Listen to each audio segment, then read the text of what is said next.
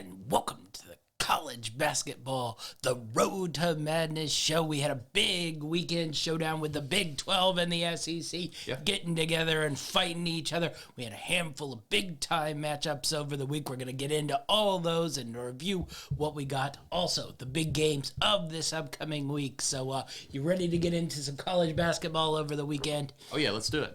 All right, let's start out in the A10. I'm really interested here because Dayton, Davidson, St. Louis, Saint Bonavich, VCU, and George Mason all won over the weekend. That leaves everyone with either one or two conference losses. So all these teams sitting right there, sort of all in the mix. Who do you like here in this conference to sort of rise to the top here? I don't think all these teams are probably going to make it to the tournament. I'd probably go 4, maybe a 5 if somebody has a nice run in the tournament here. But I think some of these are going to start to fall away because it's just been sort of a weird coincidence where they all haven't really played each other a whole lot in conference. That's coming, a couple matchups this week. Yeah, so definitely. What do you like in this conference right now with all these teams sort of in and around probably about the same level here? Well, there's a couple teams there that you named in there that are a bit surprises this year. Yeah. I don't think anyone saw this out of George Mason or maybe even VCU this year. Certainly this run by George Mason the last, couple weeks. Yeah. So maybe look for them to fall off or maybe they keep their run. But, I like Davidson and I like Saint Bonavich. I think those are the two that really stand out to me, which fortunately for us, they play Tuesday this week. Yes, so they do. excited for that matchup. But Dayton's been playing really solid. Just really excited to see some of these matchups coming up down the road and see who really weeds themselves out. Yeah, I'm very interested in St. Louis. We talked about them a lot last year. Yeah. And then they had that weird I think they were off for almost a month because of COVID cases.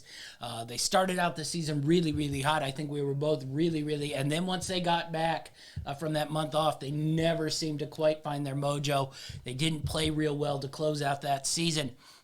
But they seem to be, I'd say, probably the most consistent team so far this year, at least other than maybe outside of Davidson, who's been pretty consistent, outside of the loss earlier last week. But I think St. Louis, I'm looking at as maybe without that month off of COVID from last year, this is the team we thought they were. See if they can sort of take control of this.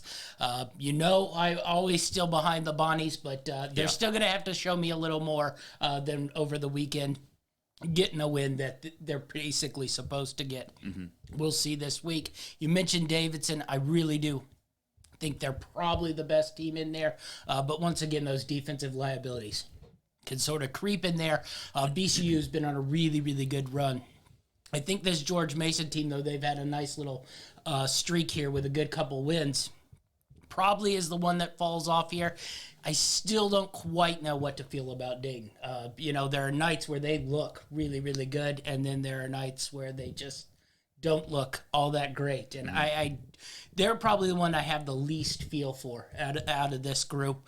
I wouldn't be surprised if out of this group they were the last place team. I don't think I'd be surprised if they hit a run and ended up on top of this group. So I think St. Louis and Davidson probably the two I'm most looking at. I think probably Saint Bonaventure's probably the most talented, but we haven't seen it quite yet this year. And the VCU team intrigues me a little bit because just probably on history, they've shown they can close out seasons pretty well. So that's going to be an interesting week in the A10 with a couple matchups. Let's go to the ACC. One team going up, one team going down after this weekend. Notre Dame seems to be riding pretty high right now. We touched on them a little bit on the weekend, but I'm just curious where you think this team can sort of go to here. A nice win on Saturday versus Virginia. Tough loss to Duke on Monday, but nonetheless, before that, they reeled off a 4-game winning streak. So do you think this Notre Dame team is sort of finding their sea legs here in the ACC, or do you think it's sort of mediocrity here? Yeah.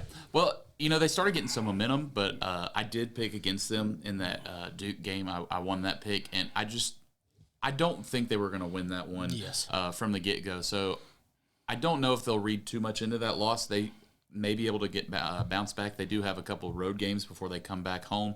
Tough to lose that game at home to Duke, but I don't think a whole lot of people expected them to beat Duke.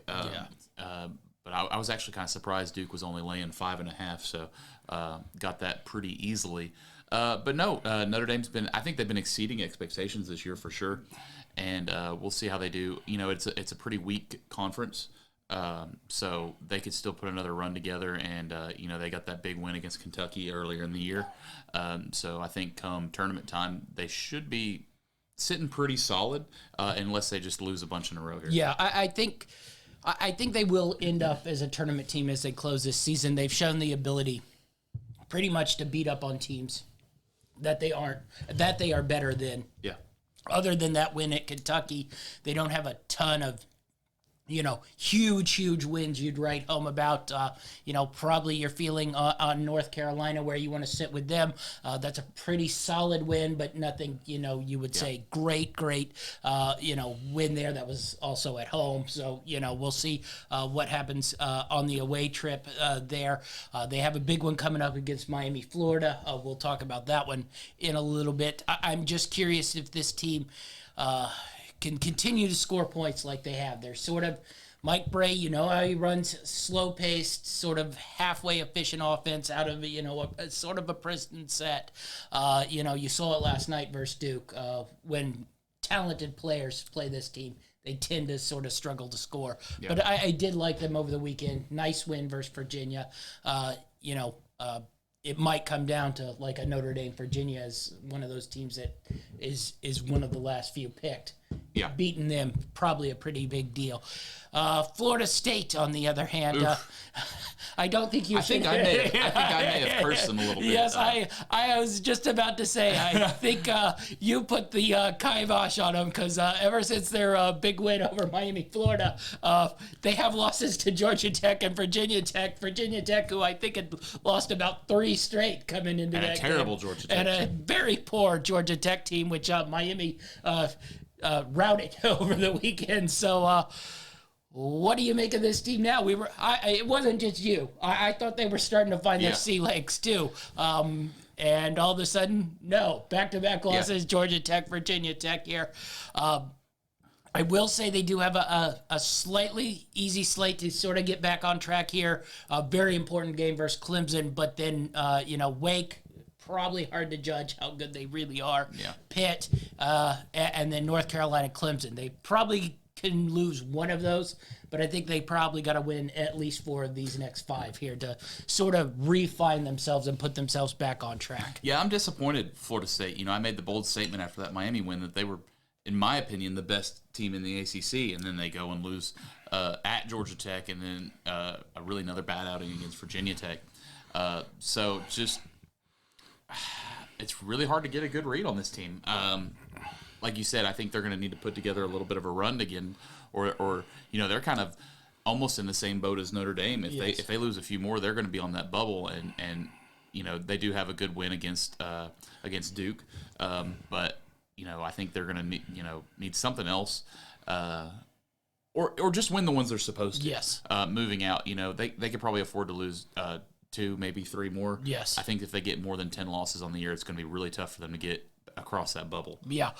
You mentioned it. They sweep Miami. They have a win over Duke. They got to play one more versus Duke, but then they just have losses. We mentioned it, Georgia Tech, Virginia Tech. They have a Syracuse loss in there. So they're really just having trouble with that bottom part of the ACC.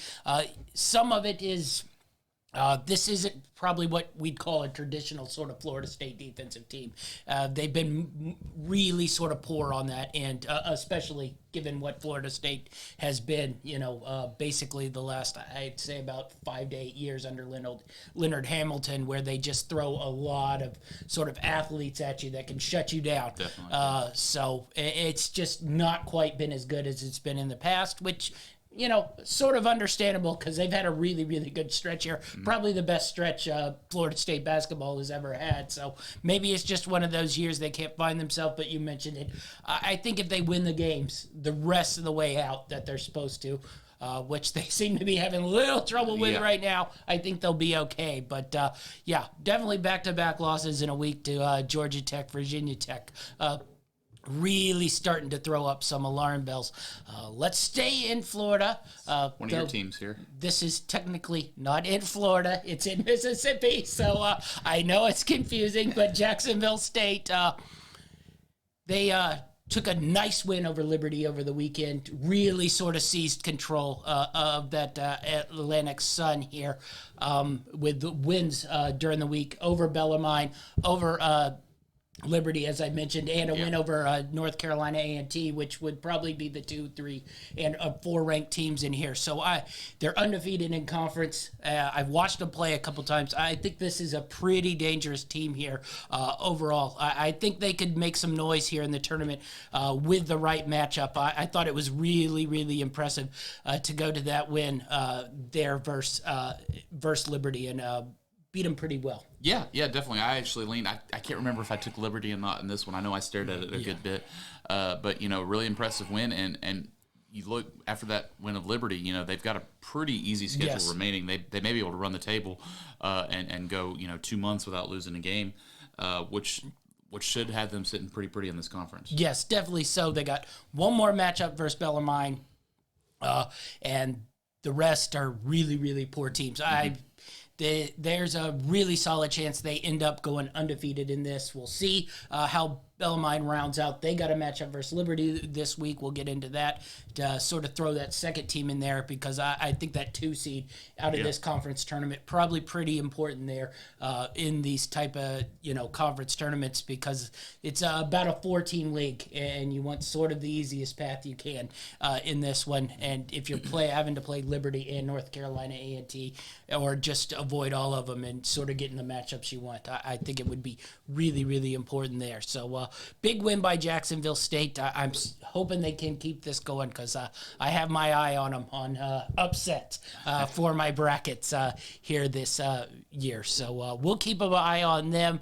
We'll move into the big one this weekend, the Big 12 SEC showdown. We'll get in Auburn, Oklahoma first. I think this sort of went how we thought. Oklahoma sort of played with them for a little bit, but Auburn just sort of much higher quality of a team here. Yeah, we're starting to see the real Oklahoma team, I think. I think they kind of were a little bit of an imposter earlier in the season, but as they're getting into the meat of the Big 12 schedule in this game against Auburn, they just they clearly don't have the firepower that some of these top teams do to even compete.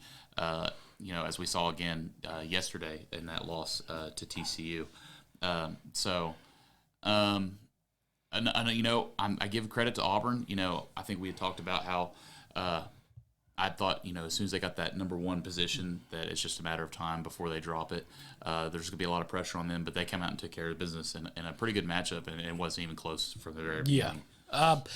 Next up, we'll go to an interesting one. Alabama.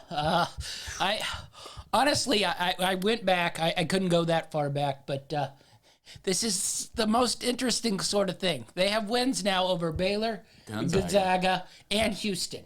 They play Auburn coming up this week. I mean, theoretically... And they're not even in the top 25. Yeah.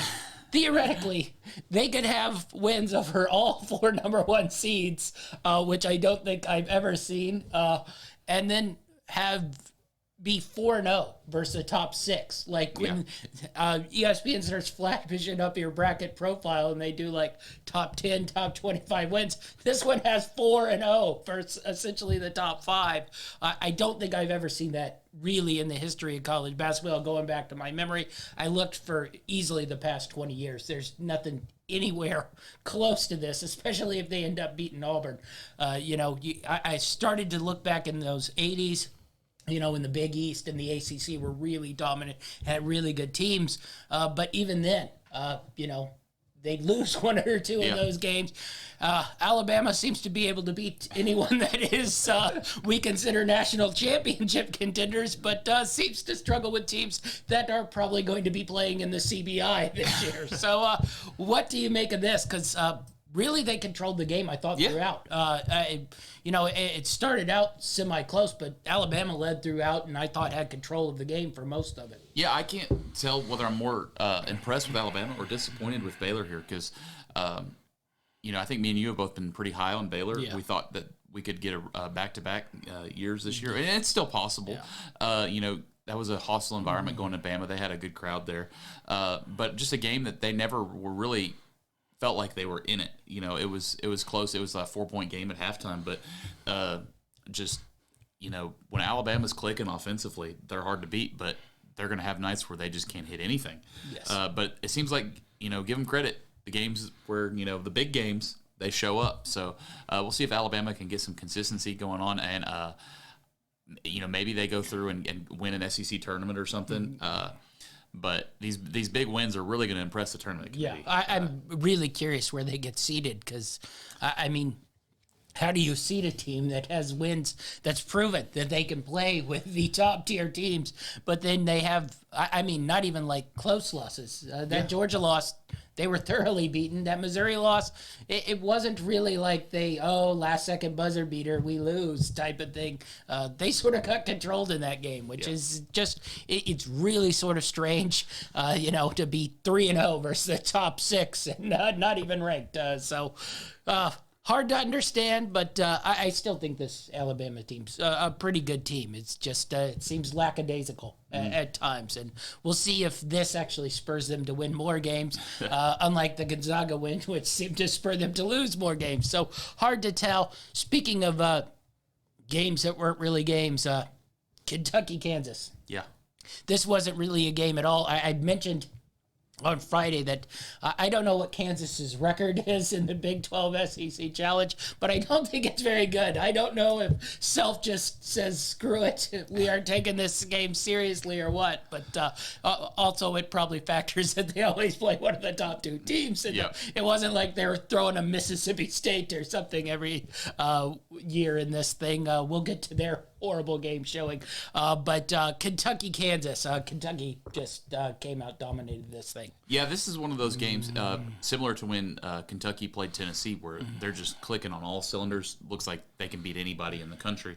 Ty Washington ended up playing some in this game. I think he's crucial to Kentucky's success as far as running their offense. But yeah, I just really impressed to go into Allen Fieldhouse and get this win. Kansas, they managed to put some points on the board, but Kentucky just couldn't miss. And when they get in one of those runs, I'd be really scared to play this Kentucky team if they're playing this well come tournament time. Because right now, like I said, I think they can beat anybody if they play that way. Yeah, impressed with Kentucky, definitely. When they're flying, they're flying. Yeah. Anything on Kansas, I sort of just put a cross off on this. Yeah, other than, losing that bad at home, I think that's one thing you get a little bit concerned about because, I think if this was at Kentucky, you don't even think twice about it. But to lose that badly at home is rough. But I still think they can, run through the meat of the schedule. I'm interested to see when they play Baylor again or I can't remember if they played both their games against Texas Tech or just the... I think they just played the one. Yeah, they've got one coming up. So we'll see how that goes. But... yeah, it's a non-conference game in the end.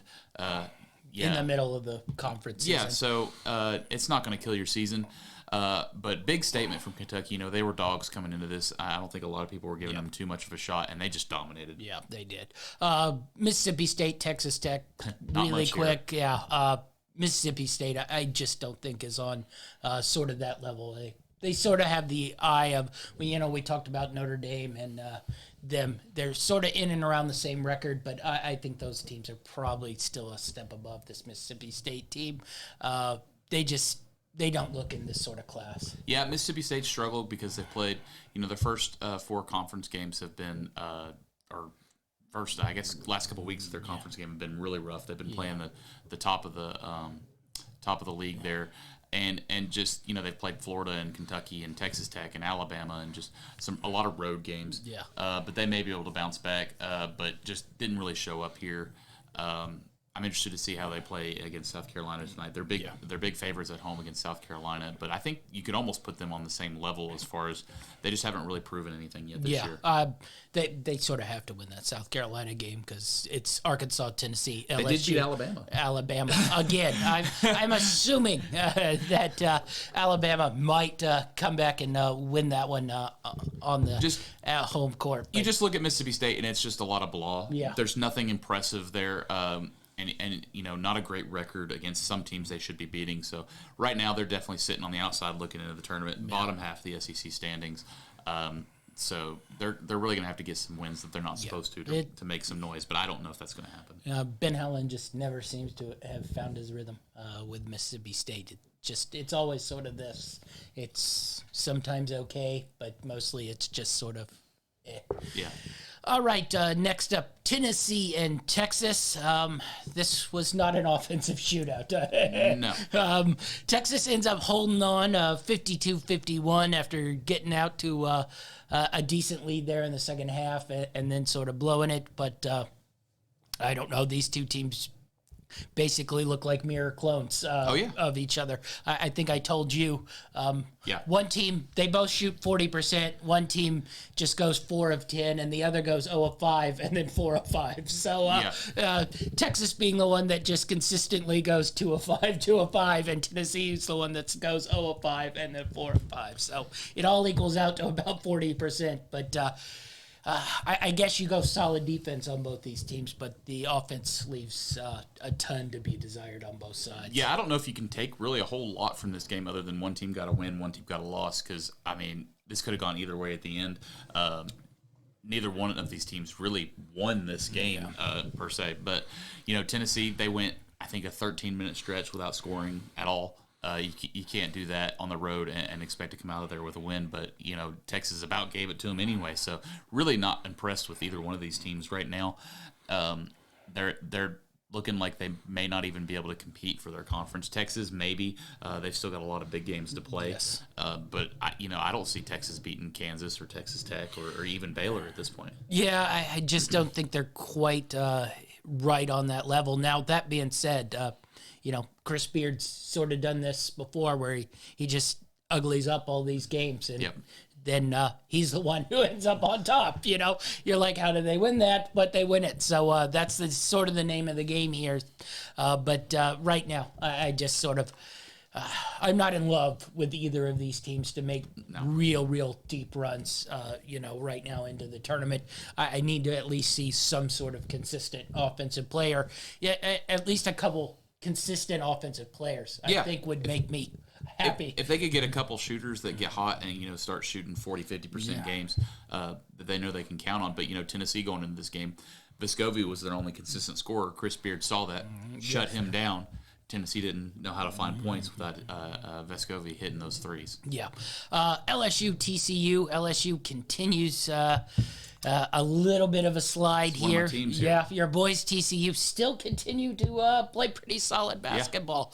Aren't ranked going into this game. I think they probably ought to start being talked about here a little bit. I certainly look at them and think they're at least on Texas's or a little bit above Texas's level here. At least they're more entertaining to watch, I'll say that. But LSU continues to struggle, scored a little bit more than they usually do, but didn't defend as well as they usually do. So it's sort of two teams once again going in opposite directions here. Yeah, you look at LSU and their game all year has been forcing opponents into turnovers and then scoring off those turnovers. Now, LSU was able to score in this game, but I think into the second half, TCU had only had 3 or 4 forced turnovers. So LSU kind of got out of their game there, and Mike Miles played a great game, 19 and 8 with 6 assists. But I really like me some TCU. They keep getting points. I keep taking them. They were getting points at Oklahoma last night and handled their business there. So. Yeah. The apology game of the Big 12 SEC Challenge, Missouri, Iowa State. I don't even think we really need to talk about this too much. Good win for Iowa State to sort of get themselves back on track. 2 wins in a row now, but Missouri not good at basketball. This is not a good Missouri team. I would expect nothing less. I thought this was a pretty big game here, West Virginia, Arkansas, and Arkansas just sort of controlled this thing throughout. West Virginia, once again, just struggles, and they played a good game versus Baylor the other night on Monday. Still couldn't come out with the win. It's starting to get darker on that West Virginia sort of side. They need to put a winning streak here together. Yeah, I think it may be coming close time for maybe a coaching change in West Virginia. I know he's been there forever, but just the last couple of years, I mean, they're on a 6-game losing streak right now, and it's not going to get easier. It's Texas Tech and Iowa State coming up. This is a really good. Now, granted, it's at home. This Big 12 conference this year may be the best conference in basketball. I think just top to bottom, they're really deep. This is a good West Virginia team that's on a 6-game losing streak. So just continue to let down, but another 2 top teams, and at least they're at home. Yes. Maybe they can get a big win at home against one of these top dogs, but not looking good in West Virginia. Yeah, well, you saw it 2 weeks ago. Iowa State got in this spiral where they just got, hammered, bam, bam, bam, one good team after another, and you sort of just can't catch your breath. And, I think the same thing sort of happened into, West Virginia here. They played a good game versus Baylor the other night, but Baylor's just a little bit better than them, and they just don't get that freebie, like sort of Iowa State got a freebie versus Mizzou. They didn't get the freebie. They had to go into Arkansas. Yeah. I think a lot of one people... of the hottest teams in basketball right I think a lot of people would have been raising their hand for that freebie versus Mizzou. They got to go into Arkansas, who's really playing good basketball right now. Yep. We touched on that during the week, but... Kansas State, Ole Miss, decent win by Ole Miss. Kansas State has sort of found their rhythm a little bit on the season, but mostly just to sort of nothing teams here. Yeah, not a whole, still not really impressed with either one of these teams. I'll be interested to see what Ole Miss does tonight against LSU. Yeah. That's, we'll see if they're the real deal, but also LSU's on a bit of a downward spiral, so they need someone to rebound against. That may be Ole Miss. Yeah. Oklahoma State, Florida.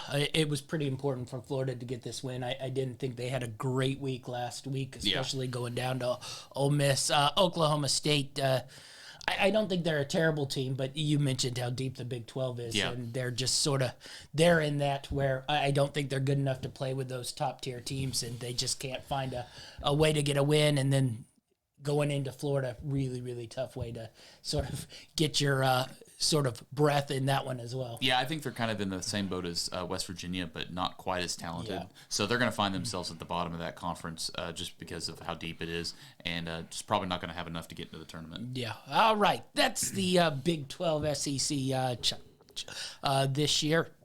We'll move on to the Big East. One big game there, Xavier Creighton. Exciting game. It was a pretty exciting game. Creighton's always makes for exciting games. What'd you make? Xavier goes in there, gets a pretty big win, I thought. Well, Creighton got off hugely at halftime, and then Xavier opens it up on a 27-2 run to take the lead in the second half, and just ended up closing that one out. So a big win there.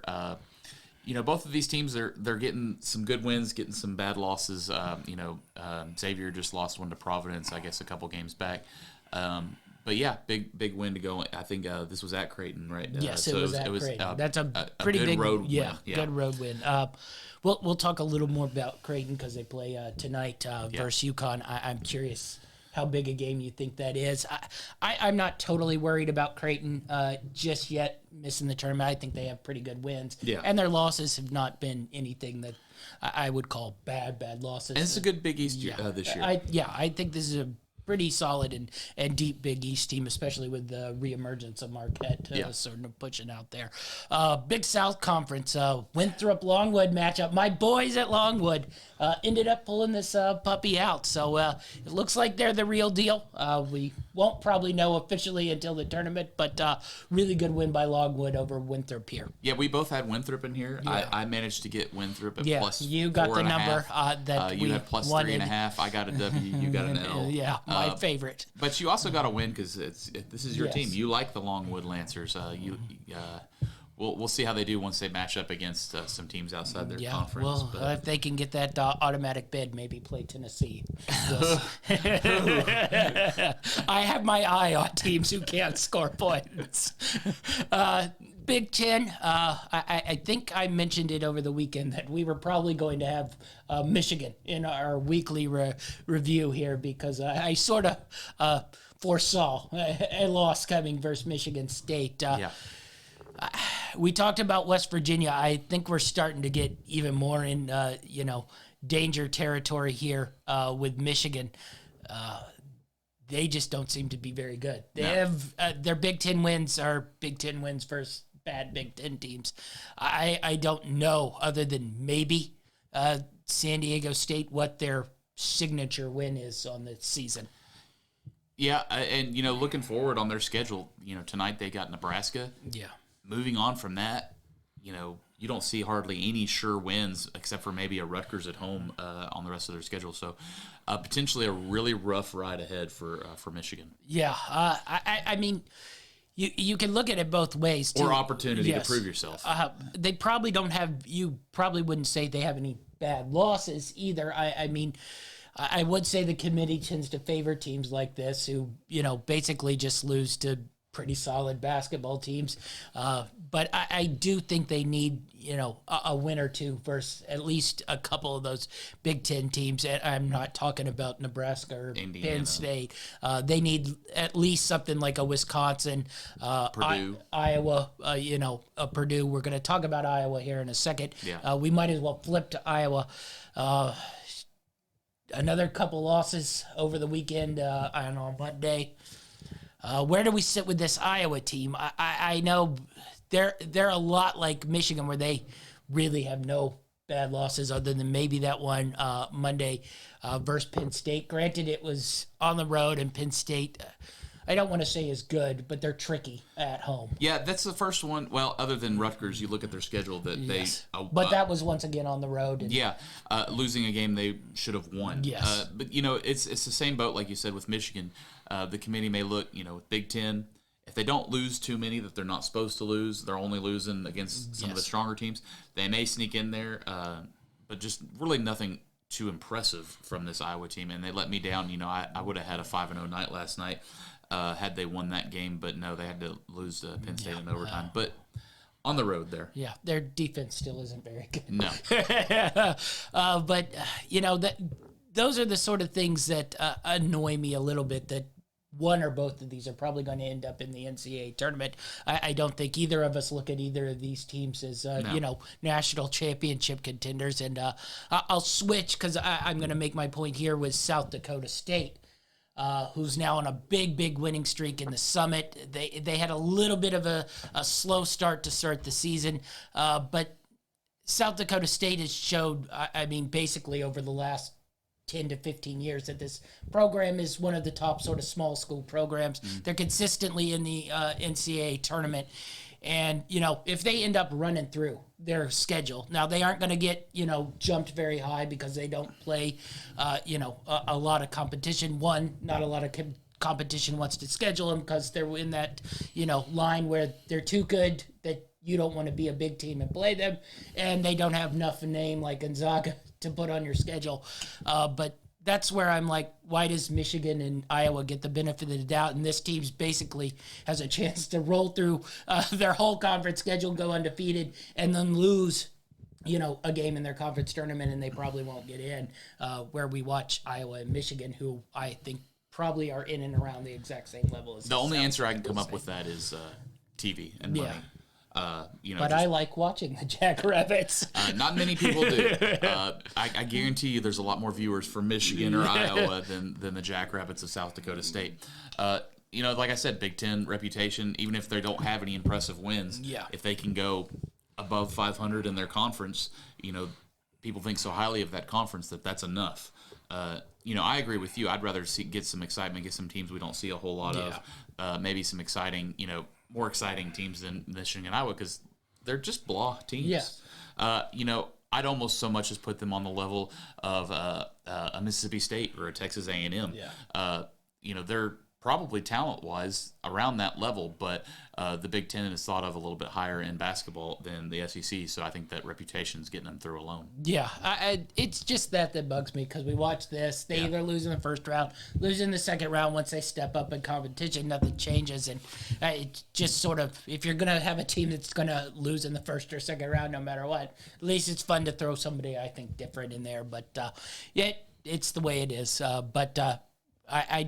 I don't want them to be left out if South Dakota ends up running that conference schedule and then plays, in that conference tournament versus, there's always a chance you lose it in that conference tournament and then they're left out with a 28 and 5 record, and we get 21-17 Michigan, who has no actual good wins, but just because they lose consistently to every good team in the Big Ten, their little RPI rating is a little higher. One to get to in the Mountain West: Colorado State, Wyoming, Boise State, Fresno State. Colorado State back-to-back losses here. Yeah. The one in Wyoming, I don't think hurts them too much, but losing at home to UNLV, that's going to hurt overall. You can't lose to UNLV at home. No, I was surprised to see that one. You'd made me a Colorado State believer, and I was a bit shocked at that UNLV loss. Well, I was pumping UNLV up at the beginning of the year, so do I get credit for that? But I do like this Wyoming team. Yes. I really like this Wyoming team. I had them picked in this game. Got another win there. But I think Colorado State will bounce back. I think these are both tournament caliber teams. Yeah. Now, whether the committee thinks that or not, we will see, because there's some good teams in this Mountain West. Yes, I like a bunch of those. Speaking of Boise State, Fresno State, your Fresno State had it, gave up a 3 to tie it, and then went into overtime and lost it there. I had Boise State in this one. I know, but I give you Fresno State because you liked them in football. Just a tough way. I think Fresno State sort of had to have that one to sort of stay connected to that group in the Mountain West here. And I had 3 points up with about 8 seconds left and can't hold on and then lose it in overtime. And Boise State just sort of continues to find ways to win games here, undefeated in the Mountain West. Yeah, and probably one of the best defenses in college basketball. Yes. We'll move to the Missouri Valley and Loyola Chicago. Road loss to Drake here. I think they probably are still maybe on the fringes of being an at-large team. Yeah. But I don't know if they can afford another loss. It'll be interesting to see what Drake does. We'll get into them on our games of the week because it's a fun little cork coming up here on the games of the week. But do you think Loyola Chicago can still get that at-large bid, or they sort of got to run out? I think they're going to have to get that automatic because – every time I look at them, I'm like, hey, I might want to take Loyola Chicago tonight in the games that you think that they should win. Yeah. And they keep losing these games. This one to Drake surprised me a little bit. So I think they've run a little bit out of room that they might have to get their automatic bid to get into this tournament. Yeah, they can't go down to the other one in Northern Iowa. There are 3 teams in the Missouri Valley who are solid, right below Loyola Chicago and Drake, Missouri State and Northern Iowa. I think they have to run the table. If they run the table and beat up on teams pretty good, I think they have enough of a name and have made enough of a couple runs here that where teams, they might get the sort of benefit of the doubt here, even if it's sort of a totally different team than it has been in the past. Yeah. I don't think they can afford another loss to sort of keep their chances there connected for an at-large bid. All right, you ready to get into this week's games? Yeah, all right, let's get into Tuesday's game. Creighton versus UConn. UConn 10.5-point favorites. We touched on Creighton a little bit. I didn't think we were entering must-win territories because I don't think any of their losses are bad, but their conference record looks a little bit more lopsided here. Are you putting this in the sort of must-win category for Creighton, or you look at this UConn road win? That's going to be difficult. This is a really good UConn team. I'm getting every week I get a little bit more impressed with them. I don't think Creighton, you can look at this as a must-win. I think going into UConn is going to be really tough, but I do like the points here. I do have Creighton in one of my picks. I think I've got them at plus 9.5. I think UConn wins this, but it's probably going to be in that 4 to 6 point range. I'm curious to see how Creighton bounces here versus UConn. Their defense has sort of slumped off the last couple weeks. Now they've been playing, some really good offensive teams on that, so I expect that. Curious to see if Creighton can sort of refine themselves in a tough game versus UConn. I don't think they can lose a ton more in a row, but I think they're still looked upon as one of the better teams in the Big East here, and we'll see if they can sort of find themselves in the next couple weeks. Kansas versus Iowa State, big one for Iowa State here, 4.5 points. Kansas is going into Iowa State. Does Kansas bounce back here? Can Iowa State find themselves? I really, really want to take Kansas here. 4.5 is just a little bit out of my range, but I do think Kansas is going to go in and get the win. I think they need to bounce back quickly after that ugly Kentucky loss, and I kind of feel bad for Iowa State because Kansas is really going to come in and really give them all they got. Just like I said, that 4.5 puts it a little bit out of what I would like. Yeah, I'm a little torn here because Iowa State, tough place to go to, but I think what we saw over the weekend was Kansas sort of... And Iowa State played them to 1 the last time they played, right? I think it was a 1 or 2 point game. It was close. It was in that stretch where Iowa State kept losing sort of tight, close games. But I think Kansas sort of... I think we saw it over the weekend where they probably had their eye more on this game than on, the non-conference game. I think it means more to Kansas to win the Big 12, sort of like they always do. Yeah. So I'm really curious to see if Iowa State can sort of push Kansas here at home. Really tough place to play. I kind of like that 4.5. I think I'd like it better if it was sitting around 6, though. 4.5. I just think Kansas probably might be able to run away with this if it gets a little too lopsided from what we've seen from Iowa State the last couple of weeks. Talking about A-10 matchups, Davidson versus Saint Bonavich's 3-point spread here. More than that, I think this is sort of a must-win for Saint Bonaventure's. I don't think it knocks them out of tournament, but I think they have to show that they can beat upper echelon teams, which I don't think they've shown, and I don't think they can afford to lose home games since they struggled so much on their own. Yeah, I like this Davidson team, and I like them getting points here. We'll see. Bonaventure, like you said, their backs are against the wall, and they're the home team. So maybe I'd like to get 4 or 5 for Davidson here for me to take it, but it should be a good game.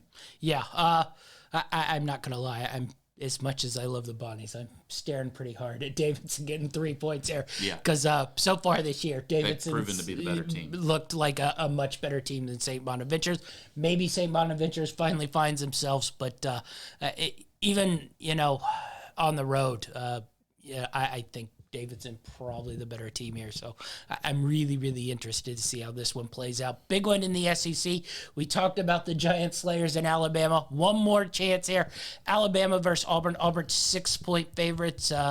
Where are you seeing in this game? I think this could be the team to take down Auburn. Like you said, they've proven to be the giant killers. I have them plus the 6. I actually have a parlay with Alabama money line in there. I think it could happen. But Auburn continues to impress. Yeah. Maybe they keep it running. But if anybody's going to knock off Auburn, I think this Bama is one of them that could do it. Yeah. I'm of two minds on this one a little bit. I'm feeling like Auburn's now due for a loss. They've had a real long stretch here where they've won a lot of games, and it just sort of feels time like now it's their time to lose. But then I'm like, they are going to lose at home. This 6 seems a tad touch too high. Like you're getting taxed a little bit. Yeah, I love getting the points for Bama here. I think this number should be in and around 4. So I think you're getting a little bit of a 2-point tax on this one. But it's just hard. You're trying to fight thinking Alabama's going to roll through this. But then I'm like, Auburn's due for a loss here. They've had such a good stretch of basketball. You'd think at some point there's going to be a bad game thrown in there. So we'll see if that comes true. Lastly, you talked about it a little bit. Texas Tech, 4.5-point favorites at home. I don't know if 4.5 points are going to be scored in this game. We might be looking at a 1950 style no shot clock where everybody just sort of gets a 2-point lead and holds the ball. But how do you think this one's going to play out? I think this number's a little high, but a part of me thinks Texas Tech's a better team here. Yeah, this is Chris Beard going home, but.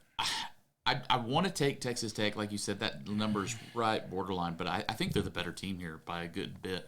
We'll see how much momentum Texas can carry over after that win against Tennessee, but like we both said, they barely hung on to win that Tennessee team, and I don't necessarily think they proved anything in that game. So I think Texas Tech is going to win this game. I almost think it could be a blowout, so I kind of want to lay the points there. But I haven't made them in my picks for today. Yeah, if I'm feeling anything, I'm looking here and thinking Texas Tech maybe run away with this game a little bit, but I'm not quite bold enough quite yet to grab on to that. So pretty nice slate on Tuesday. Let's move to Wednesday. Notre Dame versus Miami matchup, two of the hotter teams in the ACC. This will be a 2-game week here for Notre Dame, so and really 3 games in about 7 nights. So that should be tough for them. These are my lines here because we aren't having them. I put Miami as a 6-point favorite here. Maybe a little bit bloated, but I think because of that 3 games in 7 nights, I think this could even climb up to 7. I think Miami's the better team here too. I don't know. I think Notre Dame, they've been tested. They've been playing some good basketball, and Miami struggles offensively at times. Yes. They don't have the depth to really run away with games. A lot of their wins are really close matchups. So I'd probably take a couple looks at it. If Notre Dame's getting 6 here, I maybe one I end up taking. Yeah, it'll be interesting to see how the sort of styles match up in this one. I'm curious to see if Miami can keep their sort of good play going. Next up, I mentioned it, the Fun Cork. Play Loyola Chicago, beat them, and then go midweek into Indiana State and play. I made this line a pick. It probably should lean more towards the 2 side of Drake, but I think everybody jumped on Indiana State midweek last week versus Missouri State. I don't know if the odds makers are going to give you quite the same chance to sort of get points here with Indiana State. But that being said, I think this Drake team is a little better than that Missouri State team, but still not a fun place to go, even if it's a poor Indiana State team. Yeah, like you said, I don't think they're going to be giving Indiana State too many points here. But, and Drake is better than Missouri State. Missouri State, I think, wrote a lot of just the success of one player really in that upset game they got. So, we'll see if Drake can get some momentum going. I don't know if I'll be making a pick in this one. This one I might just be watching and seeing how they perform. Yeah, long ago I stopped taking teams going into Indiana State, even when Indiana State would be like 0-16 in conference. They still seem to always cover their home games, and it was always very annoying. I recall an Evansville team that was pretty good a handful of years back, screwing me over going in there versus a very bad Indiana State team. But nonetheless, we move to the A-10, another good matchup. St. Louis, George Mason. I made George Mason a 1-point favorite in this one. I think St. Louis is the much better team, even though George Mason's been the hotter team here. And probably, I think of these teams, probably has the best home field advantage. Maybe VCU's is a little better, but I think it's really tough to go into George Mason and win. So St. Louis, George Mason, how do you like this matchup? I think there may be some good opportunities, including this game coming up, where we can make some money picking against George Mason. Yeah. I think they've been hot. The lines may overreact to that, but St. Louis is the better basketball team here. So if they're getting points, I'm going to be all over that. Yeah, that's where I'm curious to see how the odds makers sort of rate St. Louis, because I think people haven't been paying too much attention to them. They've been getting sort of consistent 7-8 point lines, which is sort of in that median range where you're scared off to sort of take them because it's sort of too high to really grab, but it's they've been good enough to cover those. So I'm really curious to see how they react to George Mason, who's been on a good stretch here in conference play as well. We got a nice Big Ten matchup. Wisconsin goes to Illinois. I made Illinois an 8-point favorite in this one. Any chance Wisconsin goes in here and upsets? I I don't think they have the sort of dogs to go into the Illini and win. Now, that being said, we've seen the Illini sort of, play to said competition.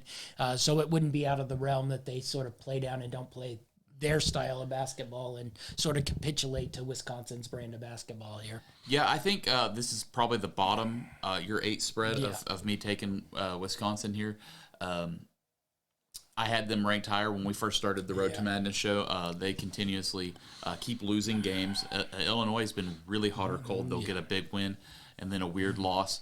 But I think in this 8 to 10 range, maybe Wisconsin can keep it in there.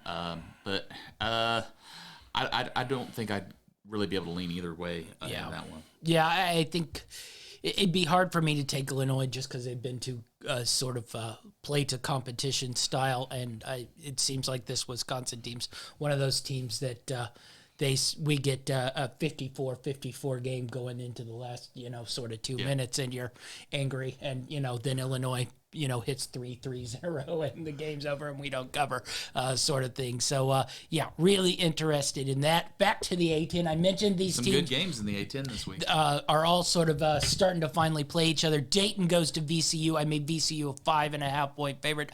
I mentioned sort of the how I don't really know about Dayton. I think VCU I like a little bit. I watched them play a couple times. You talked about them, I think 2 weeks ago when Saint Bonaventures went in there, and I sort of told you they're all right. But I've watched them a couple times since that. They've gotten better than what I saw at the beginning of the year. I made it 5.5. I'm starting to like this VCU team. It would be hard for me to take against Dayton, though. But I think this VCU team at 5.5, I'd probably grab it if it was in and around that. Yeah, I like this VCU team, and I actually think you may be a little generous. I think the odd makers might be sleeping on VCU a little bit. We may see just a kind of a home swing here, and it'd be like 3.5 in that 4 range. So yeah, I'd probably be taking VCU here as well. Yeah. Next up, Big East. This one was interesting because I didn't quite totally know where to put this number. Villanova at Marquette. I made Marquette 3-point dogs at home here. I was trying to factor. I think, honestly, if I was making the line, I think I make Marquette like a 1-point favorite here at home. But I don't think the odds makers certainly wouldn't do that because I think the money would come flooding in if VCU was getting even any type of even money points versus Marquette. But I think Marquette might steal this one versus Villanova. I'm not so sure. I've been riding Marquette a lot lately, but I did take Providence in that matchup. Providence got that one. But Villanova's really battle-tested. They've dropped, I think, 6 games this year, but they've all been against Tier 1 opponents. Marquette's been beating a lot of good teams, so this will be a really good game. But I think I'd probably lean Nova here just for their experience and just their tough schedule that they've played through that's going to have them ready for this kind of matchup. The other thing, I think this game's being played at 10 o'clock Eastern time. A little bit of schedule tricks because technically that's 9 o'clock, for Marquette and 10 o'clock for Villanova. Yeah. I thought that was a little weird. That's not too weird because basketball players are night creatures anyway, but nonetheless, 10 o'clock starts to push the realms of late night basketball, certainly for Villanova. So I gave Marquette a little boost at home on that one as well. All right, let's move to Thursday night. Some interesting matchups on Thursday night here. Memphis, Cincinnati. I made Cincinnati 3.5-point favorites. I think we talked about it in our last show. I think this is a must-win for Memphis if they sort of want to find any sort of bow to put on this season here. They have to have this game versus Cincinnati. Yeah, we've seen Memphis kind of rebounding from a tough stretch. They've strung a few wins together, but this is a solid Cincinnati team, and if Memphis doesn't come in, firing right away from the get-go, I think Cincinnati can pull this one off. Yeah, I don't know if I really want to bet on this Memphis team because we might get 90 points, we might get 50 points, and Cincinnati's sort of been consistently okay, pretty much. You aren't going to get a huge outing, but they're never actually give a bad outing, so it's just sort of hard to get a read on this Memphis team. But it'd probably have to be up in the 6-point range for me to really grab Memphis. I don't think I'd take Cincinnati, though, at any number. So that one's probably a quick cross-off for me. Into the A-Sun we go. Liberty Bellarmine. Liberty trying to bounce back off the Jacksonville State loss. Bellarmine got a nice win over the weekend. This is probably for the 2 spot out of the A-Sun here.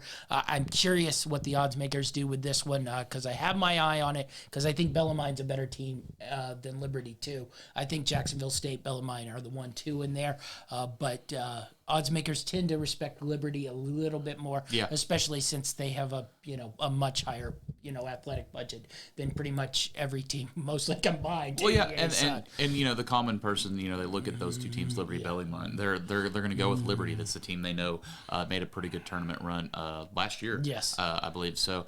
But yeah, if Bellarmine's getting points at home, I'd be all over that. Yeah, I'm really curious to see if we can get those points at home, especially if it gets over like the 1 range. If I'm getting like 2.5, 3, I'm going to grab onto that for sure. We didn't get into the Horizon, but I'm really interested here. You did some Horizon action the other night. Oakland goes to our boys, Northern Kentucky, who's been on a little bit of a streak here. The Norse are always make noise, no matter sort of how bad their start is. Oakland right now is the 1, but they're sort of a false 1. They still have 2 games. They have a lot of this. Yeah. 2 games versus Wright State, 2 games versus Northern Kentucky, also another game versus Cleveland State. So they really haven't played the top teams. They've sort of been feeding off those. I believe they have 2 games versus Fort Wayne as well. So, they really haven't played any of the top teams in this conference. Now, Oakland's always been a very solid, program out of this. Are you buying Oakland here, or have you watched Northern Kentucky sort of make their move here the last couple like weeks? Northern Kentucky. Yeah. If they're getting points here, I'd be all over that. Like you said, Oakland hasn't really played the top dogs in this conference yet. I really like Wright State. Yeah. I'd be all over the Norse here. Yeah, that's where I'm curious if the odds makers are sort of paying attention here and looking at who's Oakland's played. Or who they have left on their schedule, because they do have a win versus Cleveland State, but other than that 1 game versus Cleveland State, they still have every good team you put sort of in the horizon left to play at least 2 times for most of them, 1 time again for Cleveland State. So I'm not 100% quite sold on Oakland, even if, they've sort of been always a solid team out of the horizon and made a couple tournament runs nonetheless as well. But I always have respect for the Norse as well. So fun one there. And another fun one in the Pac-12, a rematch here. And I will say I had a little difficulty with this line because Juzang, I think's going to be out, but we're on Thursday here, so nothing's quite official. So if Juzang's out, I made Arizona 3-point favorites at home here, even after our big win a couple weeks ago, UCLA, Arizona. How do you see this one playing out here? Like you said, it really depends on his health, and I just... even though UCLA had not had it for 2 games in a row, and I think won by 30 in both. Yeah, I'd still probably tend to lean UCLA's direction. I'm not a believer in this Arizona team yet. They struggled with Arizona State the other night when they were huge favorites, barely put them away there at the end. And UCLA continues to dominate and win the games they're supposed to by a lot. So if UCLA's getting points in this one, I'd take it again. Yeah, I don't know if I'd be quite as aggressive on this one just because I'm curious how UCLA will travel to Arizona with or without Juzang, but I certainly want to see how Arizona plays here at home. Yeah. They've now played a couple games versus, higher level competition. Now they have them coming to their house. I want to see how they match up. I'll be interested to sort of see how that game plays out. Iowa, Ohio State, Ohio State 5.5-point favorites here. How important do you think it is for Iowa to go in here and get this win here versus Ohio State? I don't even know if they can defend Ohio State enough, even if Ohio State at times, isn't always brilliant on the offensive side of the ball. But I think this one's an important one for Iowa to try to steal here. Yeah, that 5.5 would make this one really tough to pick. I do lean Ohio State, but I could see this being a real-time, a big shootout, an 85-80 kind of matchup. Iowa's not going to be able to stop Ohio State's offense. But, I don't think there's a whole lot of pressure on Iowa on this one. This is one, we talked about how they're going to drop the ones that they're supposed to lose. They're going to win most of the ones they're supposed to win. This is one they're supposed to lose. So they can kind of come in with a nothing-to-lose mentality. Maybe that gives them enough swagger to upset Ohio State, but I don't think so. Yeah, I think this is one that's going to roll chalk pretty much. Yeah, I think so as well. I think I think we've seen where Iowa's level is at, and I just don't think they can match up for these types of teams. We go to the Mountain West. Wyoming, big I'm win. excited about this one. Big win the other day, but they're on the sort of 3 games in 7 days schedule. But Boise State goes to them. It was a really pretty good game. I believe it was, last Friday that Boise State and Wyoming matched up. I played Wyoming 2-point favorites here. A lot of games this week for Wyoming, but I really think they need this one really bad. If they get this one, that really puts them in the mix for an NCAA tournament at large. Yeah, I really like this Wyoming team, and believe it or not, they have a really good home court advantage.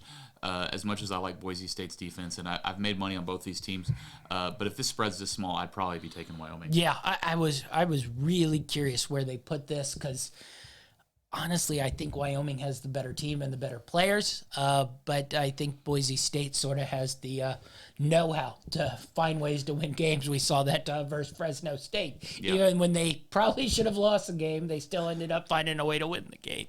And I'm just curious.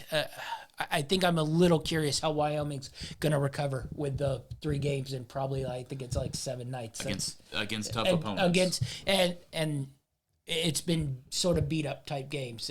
They played this Boise State team. They played a Colorado State team. Yeah. It's all sort of tough games. It's not been, we run away with it and get a lot of free dunks and layups sort of recovery.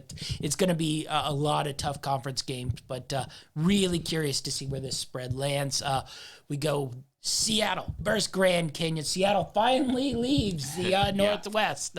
Now they have got another check mark, beat up on Sam Houston State. Yep. So they've now beat Stephen F. Austin and Sam Houston State. Their run continues, but now they're leaving the friendly confines of the Northwest in the WAC and going more towards the Southwest and sort of Southeast, I guess. I thought it was an online university. Yeah, a lot of people do, but it is an online university, but it's decent campus as well. But Seattle versus Grand Canyon. Grand Canyon on a little bit of a downstretch, but they just went through the sort of southeast corridor and struggled to go, through Sam Houston, New Mexico State, Stephen F. Austin, all on the road there. Those are all difficult games. I think I'd lean Grand Canyon here, certainly at home, and Seattle. I think this is the first time they even remotely moved in about 2 months here. Yeah, I'm really kind of curious to see how Seattle performs. I'd want to take them in this one, but I don't know if I can trust them away from home yet. So I was kind of going to play a wait and see on this one. If they come out and get another good win against Grand Canyon, then watch out. They could be we start trotting out all the old school Seattle guys from, I don't think any are living anymore, but I know Elgin Baylor has passed away, but there are a couple others I'd have to check up to see if they're still with us. But nonetheless, really going to focus in and see how Seattle travels here to Grand Canyon, who I think still a pretty solid team. They just sort of went through the wash, which that's what makes the WAC so weird, because we got Northwest, we got Southwest, we got Southeast, a fun little Western Athletic Conference. And then we moved to the Mountain West, and BYU, I think I made a joke about them losing to Pacific, and they lost to Pacific. So I'm crossing them out for sort of tournament. That's Pacific is not good. That's about their 4th weird loss. They're essentially Alabama, except they don't have wins over the top 4 teams. But I think I highlighted this one more for San Francisco. Nonetheless, it's still tough to go into BYU and win. But if they want any sort of chance in life here, I think they have to go in there and beat BYU here, especially after coming out that tough loss at home to St. Mary's. Yeah.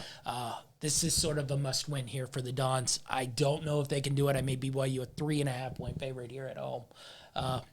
What do you make of this game, San Francisco BYU? Yeah, I don't know if I'd bite at the 3.5. If San Francisco's getting a little more than that, maybe I'd take a stab at it.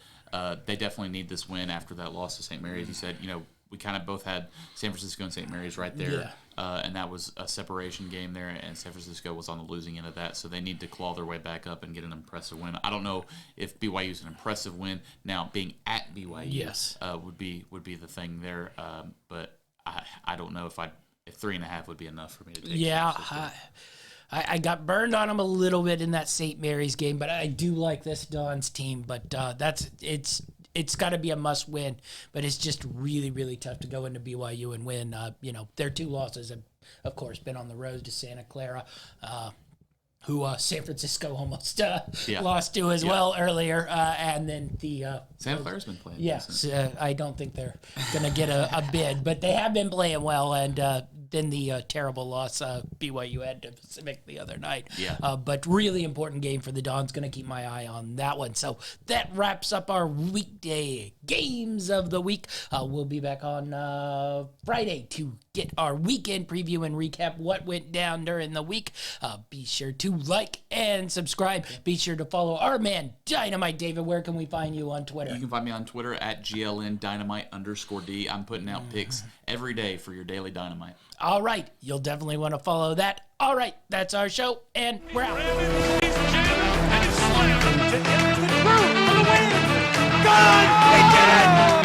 the pass to Leitner.